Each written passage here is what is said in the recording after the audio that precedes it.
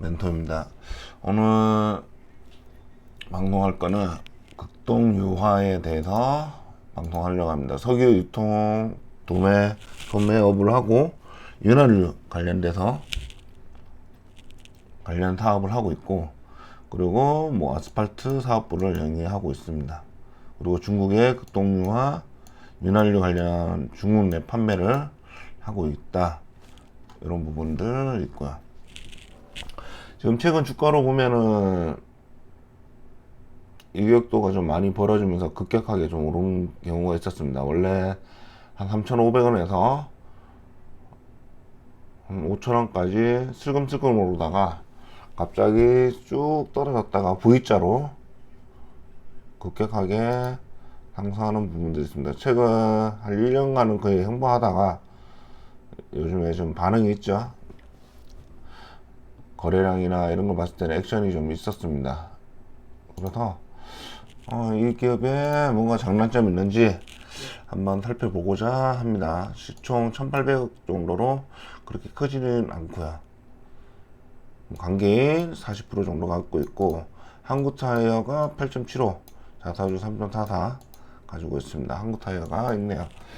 요즘 석유라는 단어가 들어가면 다 지금 급증하는 추세입니다. 관련 중동 전쟁 때문에 뭐 이제 댓글들을 봤더니 중동 전쟁 때문에 어쨌든 거기에 대해서 그냥 다 오르더라고요. 석유 뭐 이름만 들어갔거나 해도 올라와 있어서 그 영향이 없지 않아 있지 않나, 이런 생각도 듭니다. 그런 급등에 같이 묶여 있어서 오른 건지 아니면 다른 이유가 또 있는지 한번 살펴보겠습니다. 퍼 9.19 현재 상태로 BBR 0.91, BPS 5,800원 정도로 거의 원래 가치에 도달하는 정도 수준입니다. 배당 200원에 현 주가로는 시가 배당률 3.8%. 과거 보면 6.3배에서 주가가 반응들을 움직였다 기록들이 있고요.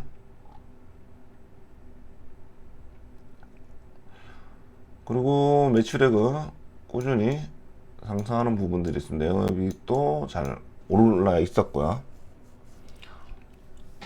매출액만큼 영업이익도 좀 더 이익이 높으면 뭐 좋겠다.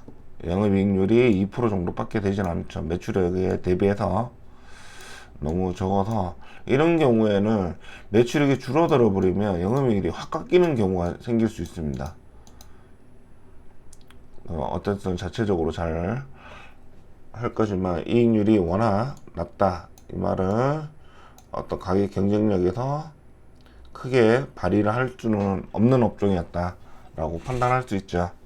2%의 순이익률 1%니까 어쨌든 매출을 올려가지고 조금이라도 이익을 올리는 부분이고, 이 개선이 뭐 가격 인상을 할 수 있다면 이럴 때는 좋을 거고, 현재 상태로 작년까지는 그러지 않았다라는 부분들이 있고, 매출액에 대비해서 이익은 오르긴 올랐는데 이익률이 워낙 낮으니까 좀 아쉬웠던 거고, 번 거에 대비해서 돈이 회사에 나간 거는 많았고, 설비 투자 돈 나가고, 그러면서 재무 금액이 증가되는 부분들, 차입금을 좀 썼다라고 보여집니다. 부채 비율이 69%에서 71% 이렇게 해서 부채 비율이 좀 높습니다. 이게 굉장히 아쉽죠. 어쨌든 이익률이 낮더라도 매출을 계속 일으켰던 부분인데, 부채 비율이 70%대다 좋지는 않습니다. 뭐 자본 유불이 어느 정도 여유는 있는데, 부채 비율이 이제 관건이 되겠다 생각되고요.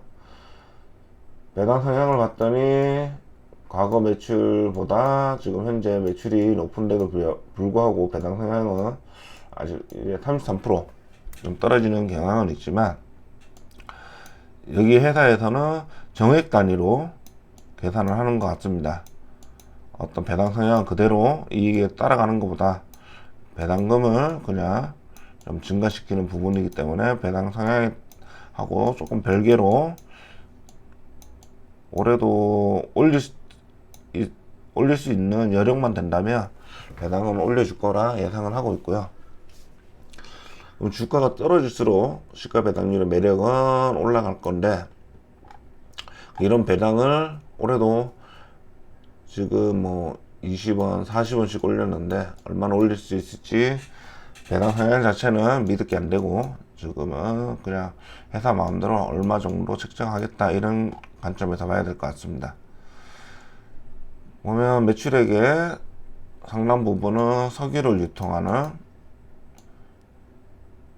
부분이 68% 정도의 매출을 일으키고 있습니다. 윤활유는 한 17% 정도, 그렇게 높진 않네요. 가동률은 양산은 136%로 지금 오버되어 있는 부분들이고, 세정적으로는 74% 정도로 약간 뭐 준수 이하 이 정도 생각할 수 있습니다.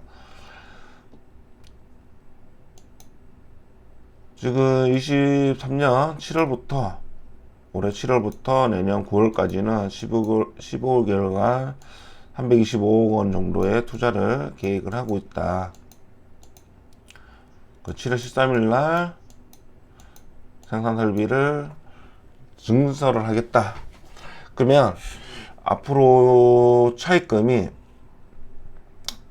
내년 7월까지는, 그러니까 투자 설비를 끝나고 나서 이게 설비가 이익으로 돌아오고 그 다음에 번 걸 가지고 차입금을 좀 줄일 수 있지 않을까 이런 생각이 듭니다.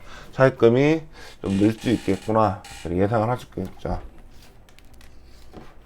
일단 7월부터 돈이 상당 부분 투자를 하게 되는 부분들 감안을 해야 될 겁니다. 그렇다면 배당도 증가가 될까? 이런 좀 생각을 하게 되죠. 투자에 지금 많이 들어가고 있기 때문에 300억 정도로 들어가고 있어서 그 부분을 생각한다면 종결 혹은 좀 떨어질 수도 있겠다 이런 생각도 가져야겠죠. 뭐 원래 부채가 좀 많지 않았다면 모르는데 부채 자체가 워낙 원래 70%대 유지를 하고 있었기 때문에 그 부분은 좀 염두를 해둬야 될 것 같습니다. 그래서 통계를 봤더니 한 작년 정도 수준, 전년도 수준에서도 상반기에 있는 부분을 하반기에 비슷한 수준으로 될 수 있겠거나 아니면 조금 나은 그런 상황이 될 것 같습니다. 매출이 뭐 수량은 뭐 금액 따져도 전년도 정도 수준은 나올 것 같다 라는 부분 합계로 다 따지면 제일 많은 석유 유통 관련해서는 조금 떨어졌네요. 석유 유통 관련해서는 가장 많은 매출을 차지하는 부분이 조금 떨어져 있고, 부채비율이 올해 그랬는데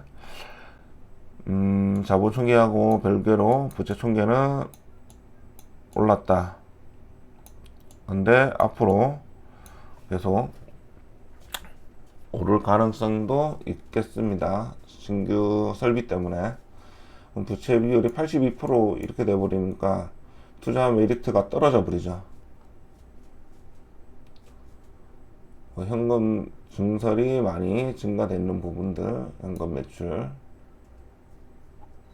재고 산환도 뭐 매출에 증가된 만큼 확장된 부분은 있습니다. 부채는 그냥 유동부채, 비유동부채 이렇게 간략하게 요약 정보만 되어 있는데,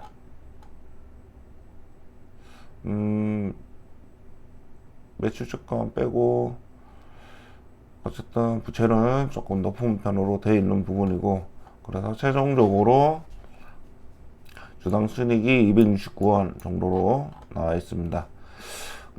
상반기처럼 하반기 정도 하면 전년도 아까 본 것처럼 전년도 수준은 될 것 같고요.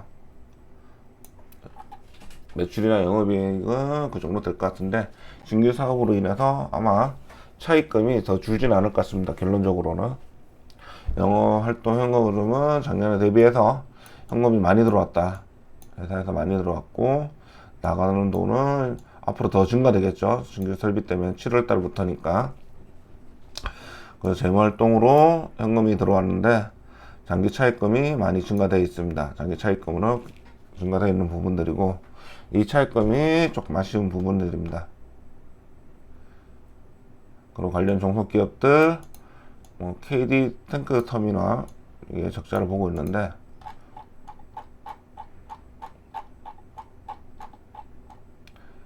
KD 탱크 터미널이 유일하게 적자를 보고 있는데 여기서 신설을 하겠다 이렇게 되어 있는 부분들 조금 생각을 해볼 필요가 있겠죠.